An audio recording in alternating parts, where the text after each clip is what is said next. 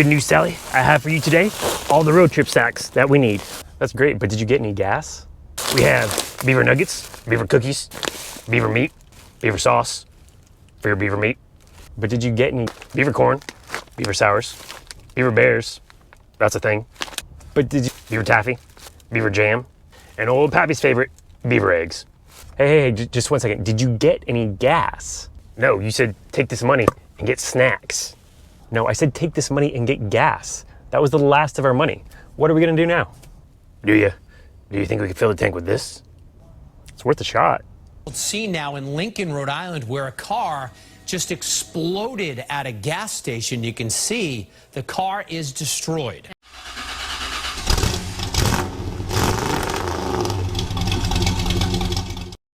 So my brother and I will soon be going on a YouTube-related road trip. We're gonna be traveling to the great state of Iowa, which is about 750 miles from here, one direction, so 1,500 miles round trip.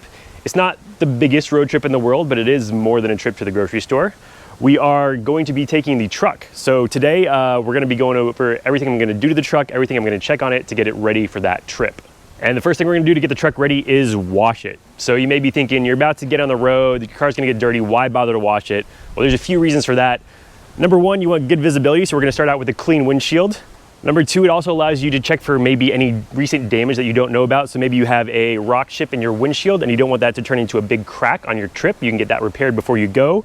Maybe you gently, kissed a wall or something recently and your bumper's starting to fall off. You don't want that to fall off mid-road trip.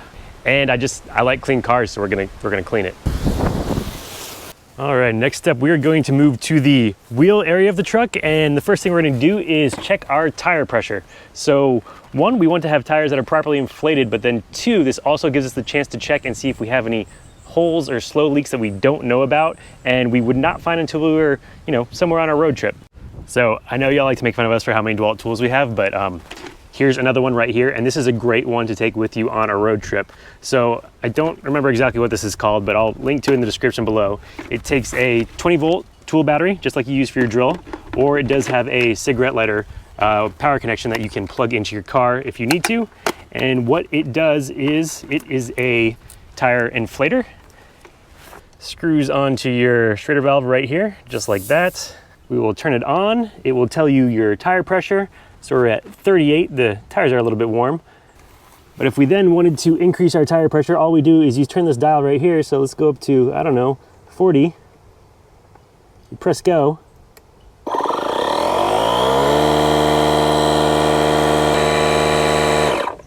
And it automatically stops itself when it gets to the right pressure. Pretty cool little tool. It's also got a flashlight on it there, and it has a inflator. So if you, where you're going on your road trip, but if you have like floats you want to blow up when you get there, or you have a bike, it's got a little inflator for inflating smaller things. All right, so all the tires on the truck are properly inflated now, but what about the most important tire? The one everybody always forgets about until they need it, the spare tire. So we're gonna go under here and see. Our spare tire is actually not too bad. We're gonna go ahead and put a little more air in it though, just because we don't want to be doing that on the side of the road. So our spare tire is aired up and ready to go if we need it, but how do you get to it? So on this truck, you open this cap right here, and there's a keyhole. Only problem is, this truck starts with a keyless key fob.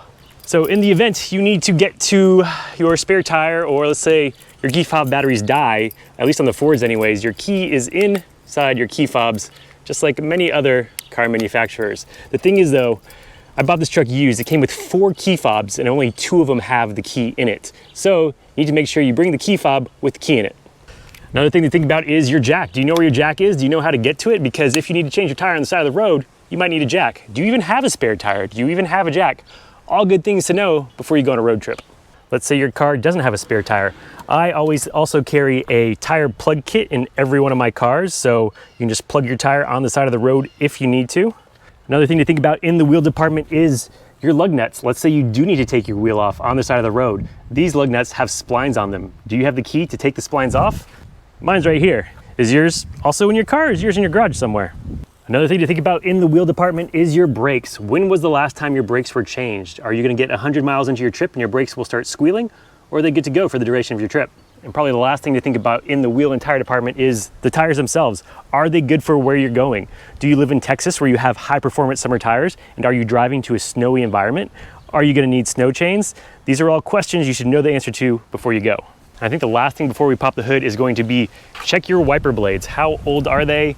Are you going to need them on the trip? Because it seems to me that the only time I remember to buy wiper blades is when it's raining. And when it's raining and everyone else also goes to buy wiper blades, they're usually all out. So is it gonna be raining? Are you gonna need them?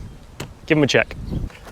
Next, we are going to pop the hood and check out some fluids.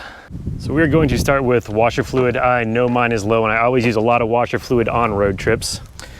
And this is the one I like to use right here. It's made by Rain-X. It gets off bugs, and then it also has like the Rain-X stuff in it. So that way if you get a bug on your windshield, you can use some of this to get it off. Or if it's about to rain or it starts raining, just spritz your window with some of this and it helps the rain slide right off. Another important part with the washer fluid is know your temperature ratings. This also goes along with know where you're going. So in Texas, a lot of the washer fluids they sell here only go down to 32 degrees.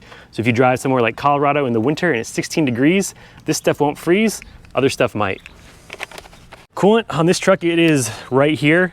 So when your engine is cold, there's a min and a max. Your coolant level should be right between the min and the max. And here we are looking good, so we do not need to add any coolant. Power steering fluid over here, also looking good right between the min and the max level. So my oil was changed not too long ago, but we're gonna go ahead and check the level, because if you have a Ford EcoBoost, then you probably know that they eat a little bit of oil. Not enough to, make your tailpipe smoke or anything like that, but in between oil changes, you need to add like a quart or two just to keep the level up. We are right at the top of the hash mark, so we are looking good. We don't need to add any.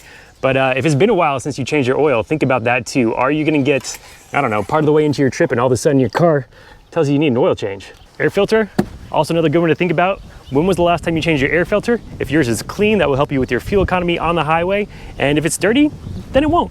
And the last thing I'm gonna check in the engine bay is the battery. So this is a 2017 F-150, and the last time the battery was changed was 2017.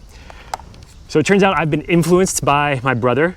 So this is a battery tester. He did a review on this last week. And if y'all are wondering if we talk to each other about what we're gonna do for our videos, the ones that we do alone or solo, before we do them, the answer is no. We just kind of do what we want. So he found this battery tester on Amazon and it worked for him. So I'm just gonna test our battery, because one of the last things you wanna do is get on a road trip, go to start the car and it's just click, won't start. So if you want to see how to use this thing, Alan did a good instructional on it last week, so go back and check that out, but I'm just gonna check it real quick. And it says we are good. Our battery just needs to be charged, which is slightly concerning because I've been driving this thing like all day and it should be charged, but it says it's good. We'll probably be fine. If in the next episode, or maybe one or two from now, you see us stranded on the side of the road, it might be the battery. And also in the realm of battery is jumper cables. So I keep a pair of jumper cables in every single car I have. And even though we know that the battery is good, what's happened before is you drive to the beach, you run your stereo all day, and then your car won't start. So always good to have a pair of jumper cables, jumper box, whatever you want to carry. And I think that's kind of it. So if y'all have any additional ideas for things you should check or do before going on a road trip, let me know, because when this video comes out, we will not have left yet. But if you want to stay tuned and see where we're going, what we're doing, again, we're going to Iowa. Some of you who've followed along may know what we're doing there. There's a certain company up there that makes a certain thing related to this channel, and we're gonna go check it out. So until next time, thanks for watching, and I just thought of one additional thing. I'm gonna put the radar detector in the truck. See you later. Pickled quail eggs? That's disgusting. Okay, those are for Steven. These are for Mommy. These are for Ethan.